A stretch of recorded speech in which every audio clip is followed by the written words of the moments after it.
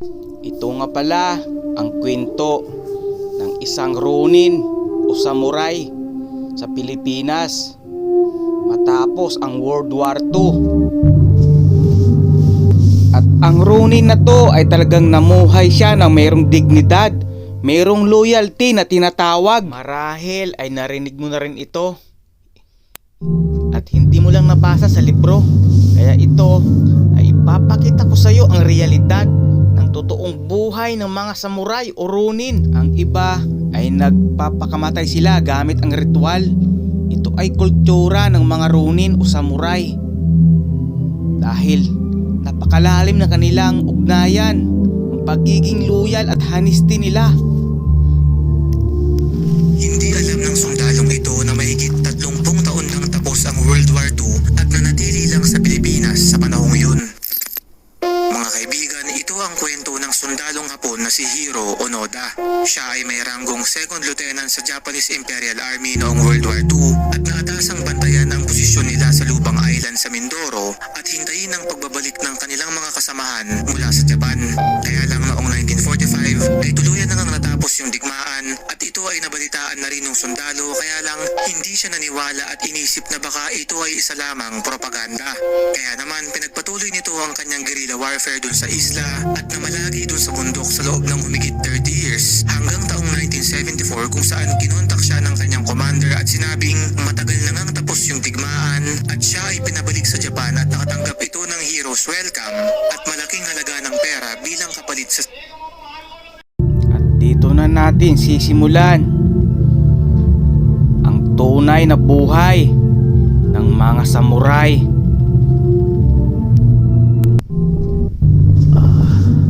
Kailangan kong mahanap si Hiro. Kailangan niya ang tulong ko.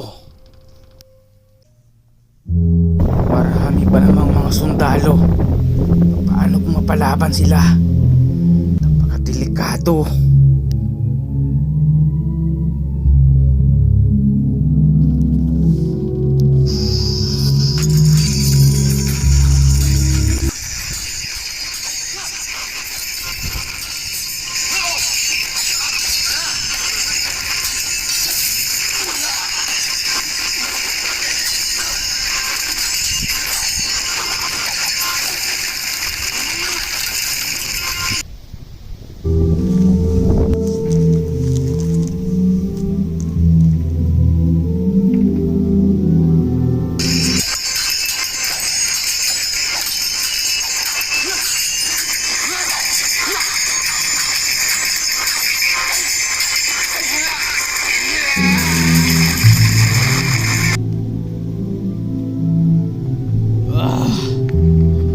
Dami kong sugat.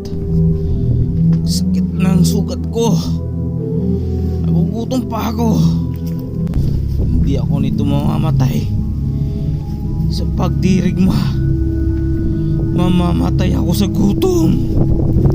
Asan pa si Onoda? Kailangan ko pang mahanap si Onoda. Sumasakit lalo ang sugat habang ako'y naglalakad. Kailangan maghahanap ako ng gamot.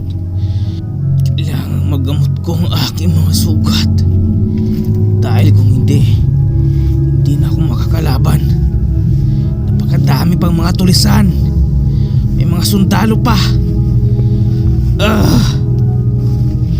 Sobrang ginaw. Mamamatay din ata ako sa ginaw.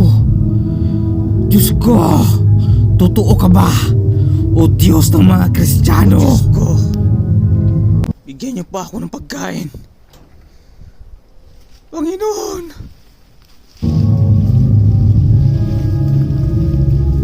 Oh, salamat. May itlog. May pagkain na ako. Salamat. Salamat, Diyos ko. Nagugutom na ako.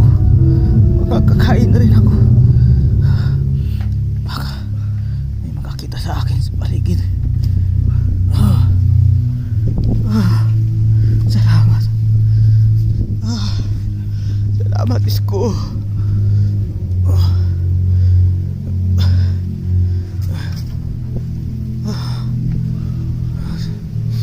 bahala na.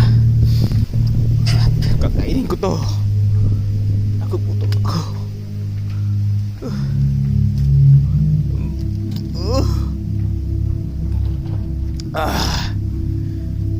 Sarap. Parang sariwa pa. Sobrang lamig. Ito lang isa to.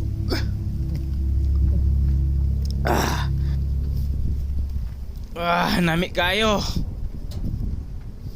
Pero daw may nagapalapit. Parang may mga sasakyan na lumalapit.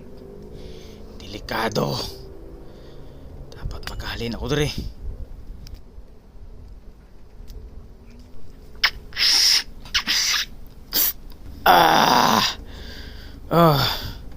Salamat. Maayon na lang. Kaya may itlog. Kaya kung wala, mahalin ako dere. Ang problema, masakit pa ang akon. Masugat.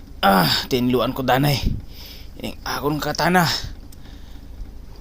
Tatanggalin ko yung mga dugo.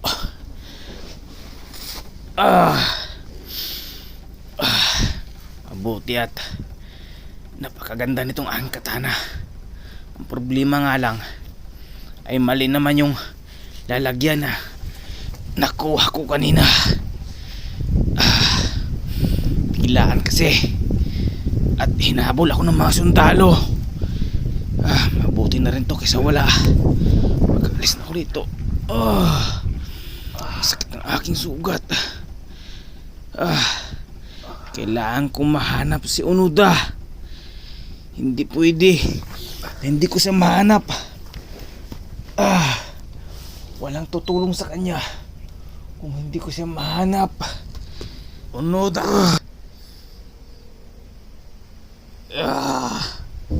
Hindi ako papayag. Hindi ako papayag na hindi kita matulungan, Onoda. Hindi ko mapapatawad ang sarili ko. Pag may mangyaring masama sa'yo. Onoda.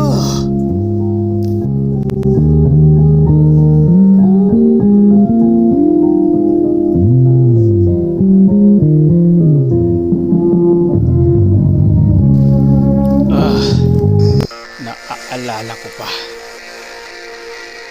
Sabi ng aming general, ang bansang ito ay kailangan manalo kami sa digmaan. At kung hindi kami manalo, kailangan magpatuloy pa rin ang aming layunin na itatatag dito. Ito ay hindi lamang tungkol sa pakikipagdigma o labanan.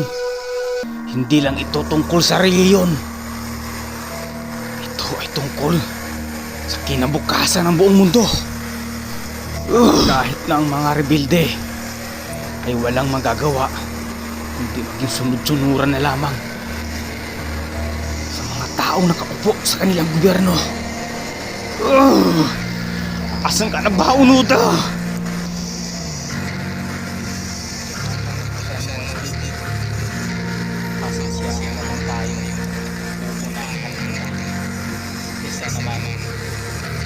Balikan mo.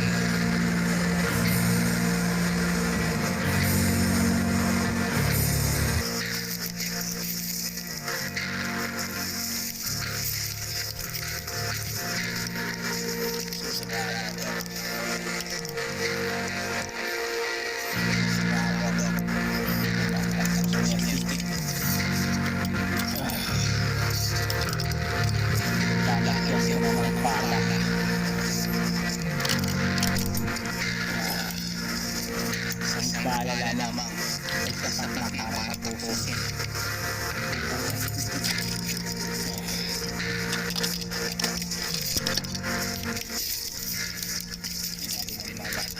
Isang baalala lamang ay sapat na para tapusin ang buhay niya.